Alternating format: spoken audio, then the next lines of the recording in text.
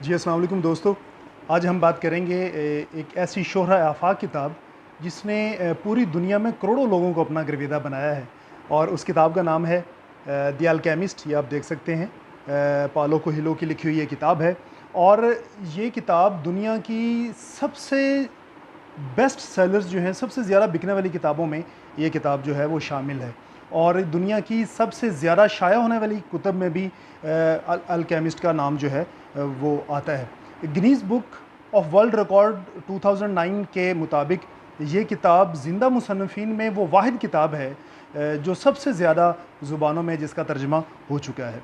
और अगर हम बात करें कि कितनी ज़ुबानों में तर्जमा हुआ है अल्केमिस्ट का, तो 70 से ज़ायद दुनिया की मुख्तलिफ़ ज़ुबानों में इसका तर्जमा जो है ट्रांसलेशन शाया हो चुकी है।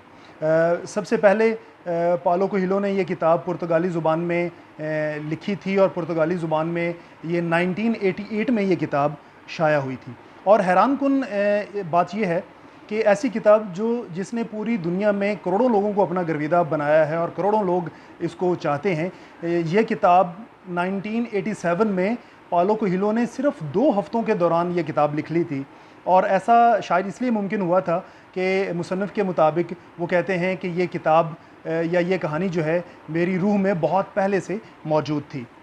पालो कोएल्हो की हम अगर बात करें तो वो अभी ज़िंदा हैं, ब्राज़ील के राइटर हैं, लिरिसिस्ट हैं और नावलिस्ट हैं। उनके नावल्स की एक लंबी फ़हरिस्त है जो उन्होंने नावल्स लिखे हैं, लेकिन सबसे ज़्यादा नुमायाँ, सबसे ज़्यादा शोहरत पाने वाला, सबसे ज़्यादा मकबूल नावल जो है वो द अल्केमिस्ट है। द अल्केमिस्ट के अलावा भी द पिलग्रिमेज एक उनका नावल है जो पढ़ा जाता है, द फिफ्थ माउंटेन है। इसके अलावा एक लंबी फ़हरिस्त है जो उन्होंने नावल्स लिखे हैं।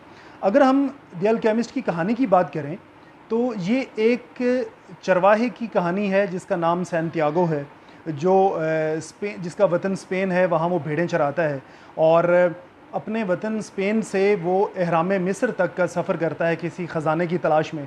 वो ख्वाब देखता है कि उसका ख़जाना एहराम मिस्र में दफन है, तो वहाँ से घर से निकल पड़ता है सफ़र के लिए। दौरान सफ़र उसका सामना जो है वो बहुत सारे किरदारों से होता है, जिनमें एक बूढ़ा बादशाह भी है जो सैंटियागो का, उस लड़के का, चरवाहे लड़के का हौसला बढ़ाने के लिए ये अल्फाज कहता है, उसका हौसला बढ़ाता है और कहता है कि when you want something all the universe conspires in helping you to achieve it. जब कोई चीज़ आप दिल से चाहते हैं तो पूरी कायनात उस चीज़ के हसूल में आपकी मदद करती है। तो यही बात जो है उस बूढ़े बादशाह की, ये जो बात है सैंटियागो का हौसला बढ़ाने के लिए, यही इस नावल का मरकज़ी ख़्याल है, यही इसका थीम है। और सैंटियागो का हौसला बनाने के लिए, हौसला बढ़ाने के लिए महमीज़ का काम भी देता है, और यही अछूता ख़्याल जो है वो पढ़ने वालों के दिलों को भी छू जाता है। इस नावल में वो जो चरवाहा है, सैंटियागो शेफर्ड है, वो सफ़र करता है एहराम मिस्र तक, लेकिन उसको ख़जाना वहाँ नहीं मिलता। उसको वहाँ से पता चलता है कि उसका ख़जाना वहीं उसके वतन स्पेन में मौजूद है, जहाँ वो भेड़ें चराता था, जहाँ से उसने सफ़र शुरू किया था, उसका ख़जाना वहीं मौजूद है। उसे इस नावल में ख़जाना मिलता नहीं है, लेकिन पढ़ने वालों को दानाई के, विज़डम के, इल्म के, इंफॉर्मेशन के, मोटिवेशन के बहुत सारे मोती और बहुत सारे ख़जाने जो हैं वो मिल जाते हैं।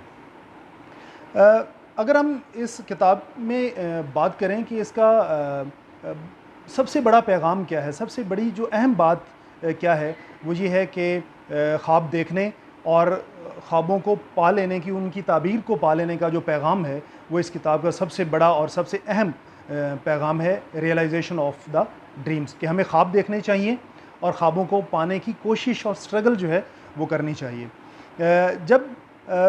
लेकिन इस किताब में एक पैगाम ये भी है कि मंजिल को पा लेना हमारा एक्चुअल मंजिल या एक्चुअल मकसद हयात नहीं है, बल्कि आँखों में ख्वाबों के सितारे लिए और दिल में उम्मीदों के चिराग रोशन किए मुसलसल लगातार चलते रहना ही एक मुसाफिर का मकसद हयात होता है, और यही ज़िंदगी है।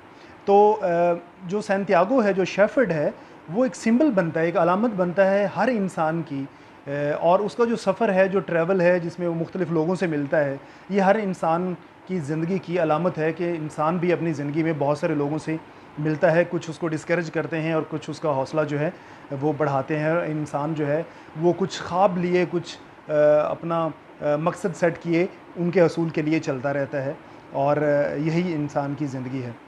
اور اس پیغام کا ایک بہترین اس بک کا ایک بہترین پیغام یہ ہے کہ منزل تک پہنچنا جو ہے وہ قطعاً ضروری نہیں ہے بہتر زندگی کے لیے، یا آپ کہہ لیں کہ ریئلائزیشن آف ڈریمز کے لیے۔ صرف خواب، امید اور حوصلہ اگر آپ کے رخت سفر ہوں تو یقین جانیے کہ ایسا ہے جیسے آپ نے ساری منزلیں پا لی ہیں، اور یہی آپ کی منزل ہے۔ سفر ہی آپ کی منزل ہے جس میں آپ امید اور حوصلے کے ساتھ چلتے رہنا ہی ایکچوئل آپ کی منزل ہے، یا آپ کی زندگی کو خوبصورت بناتے ہیں۔ اس کتاب کا شمار سیلف ہیلپ کی جو بکس ہیں ان میں بھی ہوتا ہے، جو موٹیویشنل کتابیں ہیں انسان کو موٹیویٹ کرنے کے لیے جو لکھی جاتی ہیں، ان کتابوں میں بھی اس ناول کا شمار جو ہے وہ ہوتا ہے۔ اور اس کا پیغام یقیناً یہی ہے کہ آپ نا امید نہ ہوں، ہمت نہ ہاریں، بس اب رخت سفر باندھیں اور سفر پر نکل کھڑے ہوں، اور بس چلتے رہیں، مسلسل لگاتار چلتے رہیں۔ یہی اس کتاب کا پیغام ہے، اور جب آپ مسلسل چلتے رہیں گے تو پوری کائنات جو ہے وہ آپ کے ساتھ چلے گی اور آپ کی مدد بھی کرے گی۔ یہ بہت ہی زبردست کتاب ہے، بہت شاندار کتاب ہے۔ آپ خود بھی پڑھیں، اپنے دوستوں کو، عزیزوں کو، اپنے بچوں کو یہ کتاب جو ہے وہ سجیسٹ کریں، اور یہ بہترین تحفہ بھی ہوگی اگر آپ تحفے کے طور پہ دیتے ہیں۔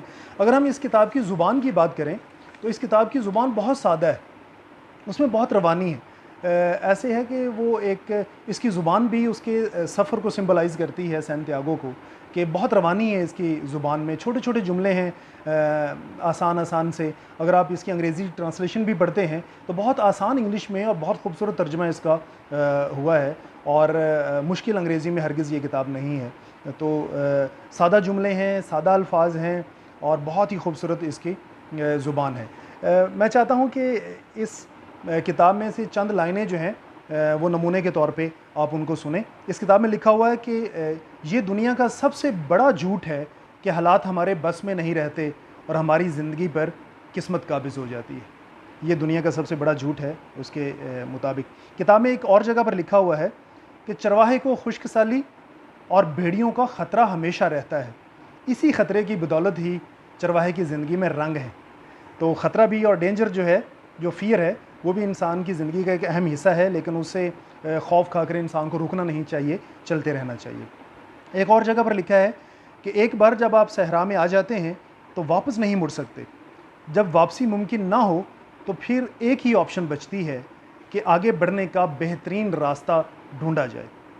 ایک اور جگہ پر لکھا ہے کہ دل کو یہ بتا دیں کہ اصلی مصیبت اتنی بری نہیں ہوتی جتنا برا اس مصیبت کا خوف ہوتا ہے۔